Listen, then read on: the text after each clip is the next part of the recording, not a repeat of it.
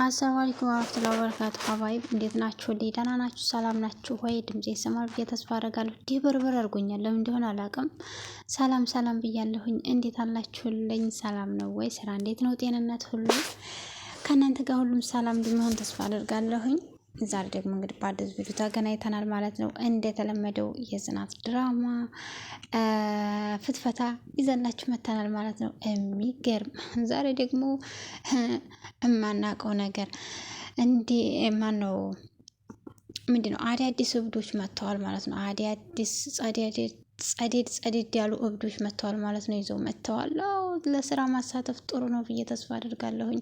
ብዙዎቻችሁ ደግሞ ለምንድን ነው ሰው የምትቀይሩት? ሌላም ሰው የምታመጡት? ብሩክ ይመለስ፣ ብሩክ ነው ያልኩት፣ ቅዱስ ይመለስ፣ ምሩ መዳን አለባት፣ ቅዱስ መዳን አለበት እና መመለስ አለበት እያላችሁ ድምጽ እየሆናችሁ ትገኛላችሁ። ምን መሰላችሁ ሀባይ፣ እዚህ ጋር አንድ ያልገባን ነገር ማለት ነው። ሁሉ ጊዜ እኮ አንድ አይነት እኮ አይደለም እኮ ድራማው መሄድ ያለበት። አስተማሪ ሆኖ መሄድ አለበት። ሁለተኛ ነገር ደግሞ ምንድን ነው አሁን እነዚህ ሰዎች ተሳትፏቸውን ትወናቸውን የሚችሉትን ተውነው ወጥተዋል እንበል። ከዛ ሌላ ሰው ደግሞ ይተካሉ እንዴ። ለሌሎችም ሰዎች እኮ ስራ መፍጠር እንደማለት እኮ ነው እንዴ። እንዴት መጨካኝማ መሆን የለብንም ማለት ነው። ኢኒዌይስ ማንም ይምጣ ይስሩ ያግኙ ማለት ነው። ስራ መስራት አስፈላጊ ነው። የትኛውም ሰው የትኛውንም ስራ መስራት የትኛውንም ማይቲንግ መሆን ስላለበት ማለት ነው። የትኛውም አርት መሆን ስላለበት ማለት ነው። ያው ሰዎችን በማይጎዳ መልኩ ኢኒዌይስ ለዛ ነው ሁሉም እየገባ የሚወጣው አዳዲስ የሚመጣው። እንደገና ደግሞ ለኛ ለተመልካች ወይም ደግሞ ለሚወዱት ይሄንን ተከታታይ ድራማውን የሚወደድ የሚሆንበት ምክንያት ምንድን ነው?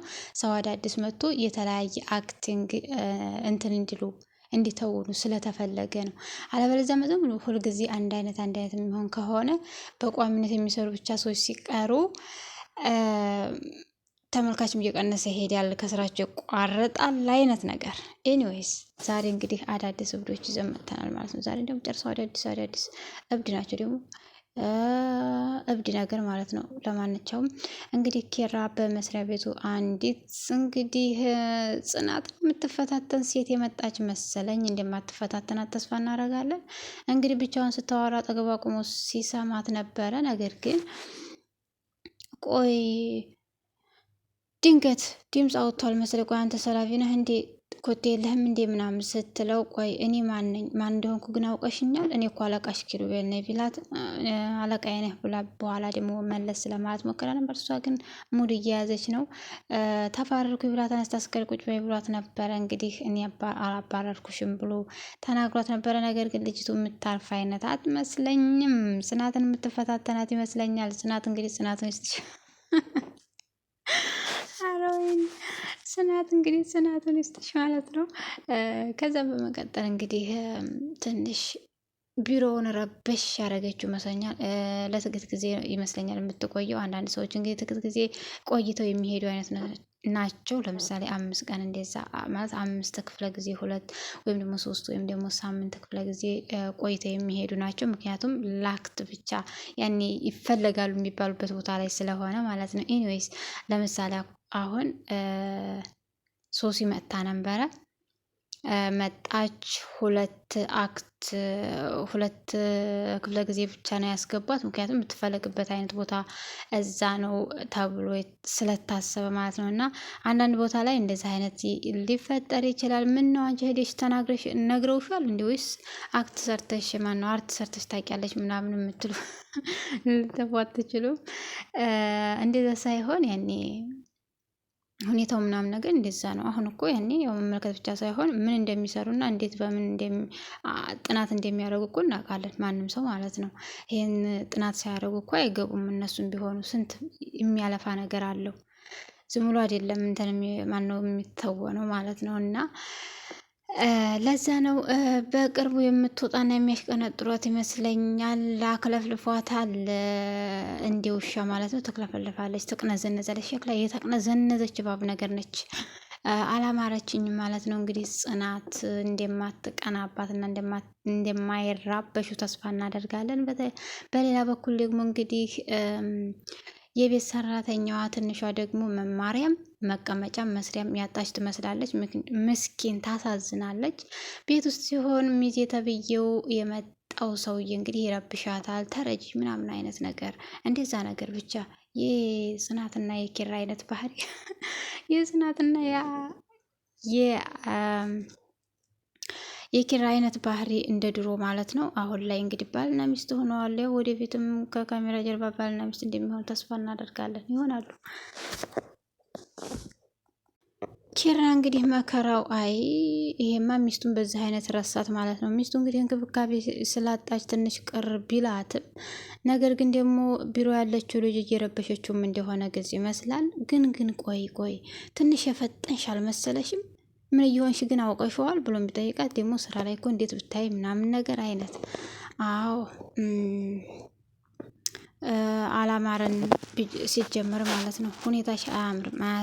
ምንም የምትቆያት መስሊም። ኤኒዌይስ እንግዲህ በባለፈው እንዳያችሁት ኒናና የኪያ እናት ሄደው አንድ ሰው የሚረብሻቸው ሰው ስለነበረ አናቱን ብላለት መታለች። እንግዲህ የልጇ እናት የኪያ እናት እንግዲህ አናቱን ብላው መታ ነበር። በዛ የተነሳ እንግዲህ ሰው ጋር ተደባድባለች ብላ ደውላ ስትነግረው እና ታዲያ ምን ይሻላል እንዴት ነው ወይ ወደዚህ ትመጡ ብሎም ሲጠይቃት እሱም ደግሞ እሱን ነበር የጠየቅኩ ስትልና ኪያም ደግሞ እንግዲህ ወንድሟ እንዴ ወንድምሽ ነኝ እኮ ለምን ጠይቅኛለሽ? እና ወደ ቤት ይመጣሉ ከሆነ ጊዜ በኋላ እንግዲህ ቤት ገዝቶ ወይም ተከራይቶ እህትና እናቷን አስቀምጧቸዋል። እንግዲህ ኪያ እንደዚህ አይነት ወንድም አገኛለሁ ብዬ ወደ አዲስ አበባ ስመጣ ምንም ያላሰብኩት ነገር ነው እና እየተካሄደ ያለው ከጠበቅኩት ሳይሆን ከምጠብቀው በላይ እኔ እንደዚህ የሚንከባከበኝ ጓደኛ አይኖ ወንድም አለኝ ብዬ በምንም አስቤውም አላውቅም። እናቴ ብቻ ናት ያለችኝ እያልኩኝ ጊዜን እና እንዲሁም ደግሞ ህሊናዬን ሳሳምን ነበረ። ነገር ግን እንዳንተ አይነት ወንድም እንዳለኝ ህሊናዬ አላወቅም ነበር። ግን እንዳንተ አይነት ወንድም ስላለኝ ፈጣሪን አመሰግናለሁ እያለች ቤት ተከራይቶላቸው እንግዲህ እናቷም አመስግና ኪራን ቤቷ ሄዳለች። እንግዲህ ኪራ ደግሞ እንግዲህ ወንድሟ አለቃ ሆኖ ስራ ሰጥቷት ከሱ ጋር ትሰራለች። እንግዲህ አያችሁ ወንድም ማለት እንደዚህ ነው። አንዳንድ ወንድሞች ደግሞ እንግዲህ ያው በእነሱ ተቃራኒ ላድርገውና ያው ፊልም ላይም ቢሆን አስተማሪ ነው በማለት ነው እኛ እያወራን ያለ ነው። ነገር ግን ደግሞ አሁን አረብ ሀገር ያሉ ሴቶች ምናምን ነገር ወንድሞቻቸውን አስተምረው ስራ ያስይዛሉ፣ ይዝራሉ ምናምን አይነት ነገር በተቃራኒ ነው እኛ እያለን ያለ ነው። ሌላ በእርግጥ ማድረግ ይችላሉ።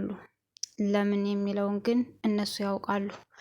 ነገር ግን ኪራ ደግሞ እንግዲህ እንደምታዩት ለእህቱ ቤት ገዝቶ ስራ አስይዞ የሚፈልግ ማነው የወንድምነቱን ግዴታ ብቻ ሳይሆን እንደ አባትም ሆኖ እያስተዳደረ ይገኛል። እንግዲህ ሰው ባስቀመጠበትና እንዲሁም ደግሞ አደራውን ሲዋጣ እጅግ በጣም ደስ ይላል። እራሱንም ያመሰገነ ይመስላል። ኮራ ቀብረር ብሏል እህቱን ስራ በማስያዙ እንዲሁም ደግሞ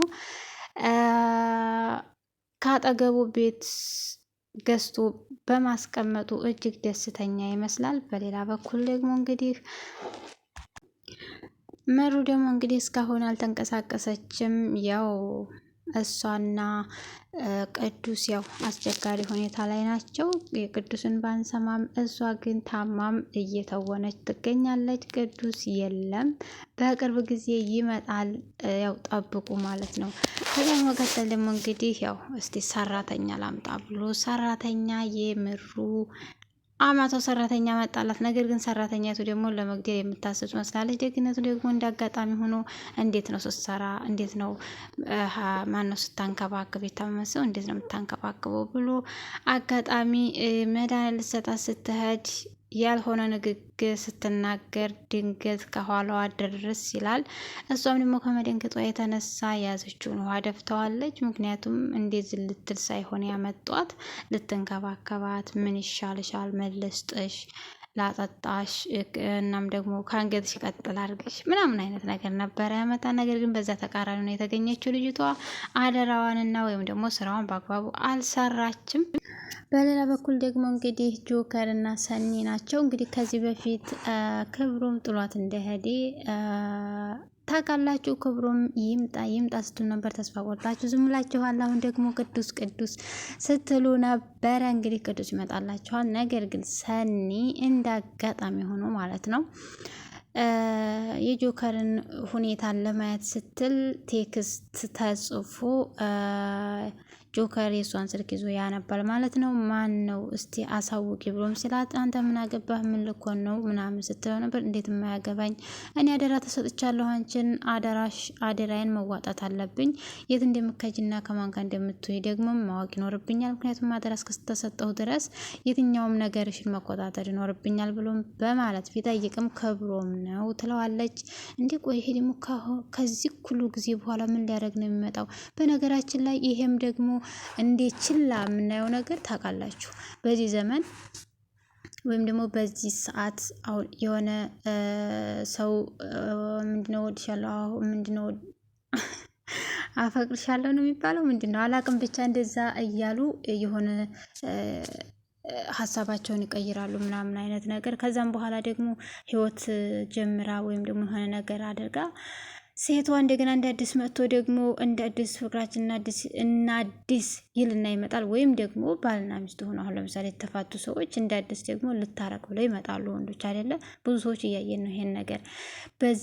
በዚህ ሁኔታ እንደገና እንደ አዲስ ተጸጽቻለሁ ብለው መጥተው ይጀምራሉ። ግን ልክ ሁለተኛ እድል እንዲሰጣቸው የማይፈለጉ አይነት ሰዎችን የሰኒና የጆከር ያሉበት ሁኔታ ያሳየናል ማለት ነው።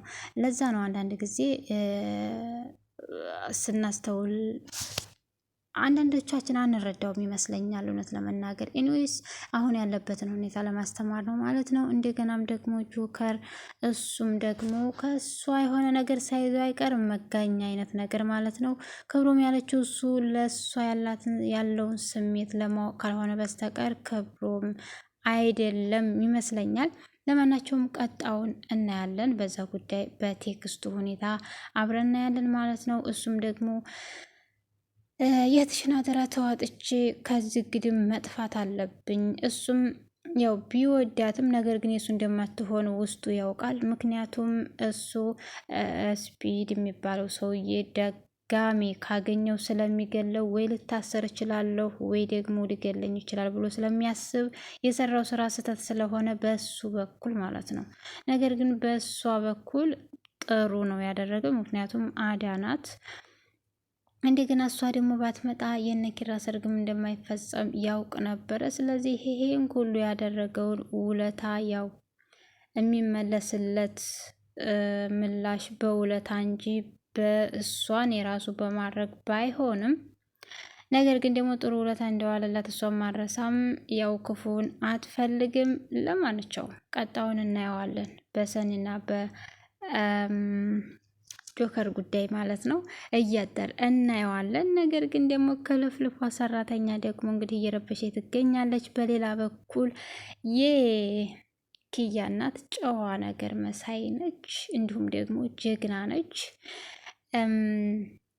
እሷ ደግሞ በሚቀጥለው ምን ይዛ ትመጣለች የሚለውን ነገር አብረን እናያለን። እየፈተፈትን እየተማር ማለት ነው። እየፈተፈትን ብቻ ሳይሆን ከድራማው ምን አየን፣ ለምሳሌ ምን ተገነዘብን? የሆነ ነገር ስናይ እኮ ልንገነዘብ ልናስተውል ይገባል አይደለ? እየተገነዘብን አብረን ወደፊት እንሄዳለን ማለት ነው። እንግዲህ ትንሿም ደግሞ አይ ጓደኛ ኢዛና የሚባለውን የትንሿ ጓደኛ ታገኘውና ስለ ትንሿ እንዳወራህ እፈልጋለሁኝ ብላም ስትነግረው ምን እኔ ማውራት አልፈልግም ብሎ ቢላትም እሷ ግን ማውራት ትፈልጋለች። ስለ እሷ ልነግርህ እፈልጋለሁ፣ እሷ ላንተ አኮንም ጥሩ ሰው አይደለችም ምናምን አይነት ነገር የዚህ አይነት አክት ስትነግረው ጓደኛዋ አኮነኝ አውቃታለሁ ትለዋለች። ጓደኛዋማ ብኮኝ የእሷን ክፉና የእሷን ነውር መተሻ አትናገሪም ነበር ብሎ ቆሌዋን ገፉ ሰዷታል። እንግዲህ ድጋሚ አግኝተዋለች። እሷን ለመቀማት ነበር ሀሳቧ። ትንሿ ግን ስራዋና ትምህርቷ እንጂ ሌላ ነገር አትፈልግም። ኤኒዌይስ ቀጣይ አብረን እንመጣለን ማለት ነው። ሀባይ ምን ተገነዘብን የሚለውን ነገር አብረን እያየን እንሄዳለን። ላይክ እና ሰብስክራይብ አድርጉኝ። መቼም አካፍሉበትም አይደለም። አዎ እናመሰግናለን።